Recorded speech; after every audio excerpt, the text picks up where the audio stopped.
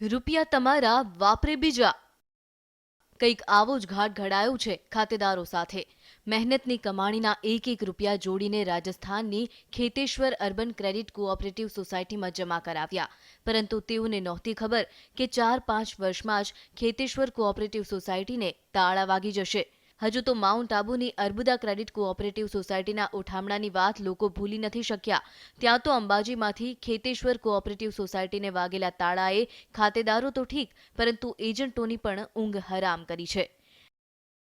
આપી ઊંચા વ્યાજની લાલચ, પણ ના રૂપિયા મળ્યા ના વ્યાજ, અને આજે ખેતેશ્વર કોઓપરેટિવ બહાર ઊભા રહીને રોવાનો વારો આવ્યો છે।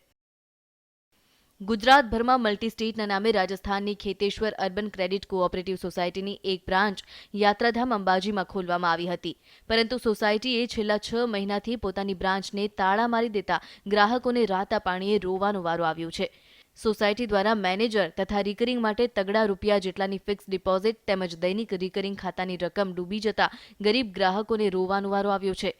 જાણવા મળ્યા મુજબ અંબાજી વિસ્તારમાં 4 એજન્ટો થકી સમગ્ર શહેરમાંથી 70 લાખ રૂપિયા જેટલાની ફિક્સ ડિપોઝિટ તેમજ દૈનિક રિકરિંગ ખાતાની રકમ ડૂબી જતા ગ્રાહકોને હવે ભારોભાર પસ્તાવો થઈ રહ્યો છે।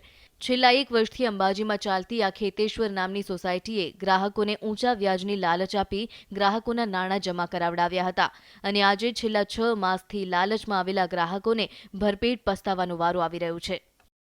અમે 30-30, 25-50 રૂપિયા ભેગા કરી ને 12 મહિનાનું ખાતું ખોલાવ્યું। ખાતું ખોલાવીને જેમ 18,000 કે જે પણ મારી મૂડી બંને એટલે એજન્ટો અમને લાલચ વધારે આપી ને કે તમે 12 મહિનાની તમે એફડી કરાવી દો। એફડી કરાવી એટલે એફડી કરાવી દીધી, ત્યારે પૂરી થાય ને ત્યારે કે તમારે પૈસાની શું જરૂર છે, તમે એમ કરી દો, તમને એટલા પૈસા મળે, બેંકથી વધારે પૈસા મળી જાય। અમે એમ કરી થોડા પૈસા બધા ભેગા કરીને અમે લગભગ 70,000 થી 80,000 રૂપિયા આ સોસાયટીમાં અમે મૂકી દીધો છે। છેલ્લા 6 મહિનાથી ખેતેશ્વર કોઓપરેટિવ સોસાયટીને તાળા વાગેલા જોઈ દરરોજ ખાતેદારો નિરાશ થઈ પરત ફરી રહ્યા હતા, પરંતુ ગ્રાહકોને એવા સમાચાર મળ્યા કે ખેતેશ્વર સોસાયટીના કેટલાક સંચાલકો પોતાની ઓફિસનો સામાન સમેટી લેવા અંબાજી આવવાના છે, અને તેમ જાણી ગ્રાહકોએ સવારથી જ સોસાયટી આગળ ભીડ લગાવી દીધી હતી, પરંતુ કોઈ સંચાલક ત્યાં ન ફરકતા ગ્રાહકોમાં ભારોભાર રોષ જોવા મળ્યો। એટલું જ નહીં, અંબાજીમાં જે સ્થળે બ્રાન્ચ આવેલી છે તે પણ પોતાની માલિકીની ન હોવાનું ગ્રાહકોને જાણ થતા હવે ગ્રાહકો આ મિલકતને ટાંચમાં લેવા માંગ કરી રહ્યા છે। એટલું જ નહીં, આ ખેતેશ્વર સોસાયટીએ પોતાનો વ્યાપ ગુજરાત, દીવ દમણ અને દાદરા નગર હવેલી તેમજ મહારાષ્ટ્રમાં પણ ફેલાવી તમામ સ્ટેટ્સમાં મોટી છેતરપિંડી કરી હોવાનું જાણવા મળી રહ્યું છે। ત્યારે એજન્ટો પણ હવે વ્યાજ નહીં પણ પોતાની મૂડી મળે તેવી અપેક્ષાઓ રાખીને બેઠા છે। उसमें करीब 60 से 65 लाख रुपए की प्रॉपर्टी जमा हुई थी।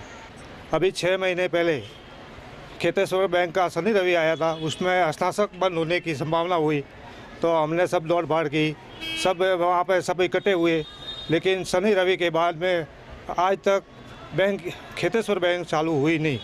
फिर उसमें आज तक पैसा उसका 1 रुपया भी आया नहीं है। અંબાજીમાં અગાઉ પણ સંજીવની, નવજીવન, અર્બુદા, વિશ્વામિત્ર, આસ્થા જેવી સોસાયટી ઉઠી ચૂકી છે, ત્યારે હવે ફક્ત 2 જ ક્રેડિટ સોસાયટીઓ કાર્યરત રહેતા તેમાં પણ ખાતા ધરાવતા ગ્રાહકોની ઊંઘ હરામ થઈ ગઈ છે અને પોતાના નાણાં ઉપાડી લેવા માટે દોડધામ કરી રહ્યા છે। ત્યારે આ પ્રકારના લેભાગુ ક્રેડિટ સોસાયટીઓ મામલે તંત્ર યોગ્ય અને કાયદાકીય પગલાં ભરે તેવી પીડિતોની માંગ છે। મહેન્દ્ર અગ્રવાલ સાથે bureau report, ETV news, crime file, Ambaji.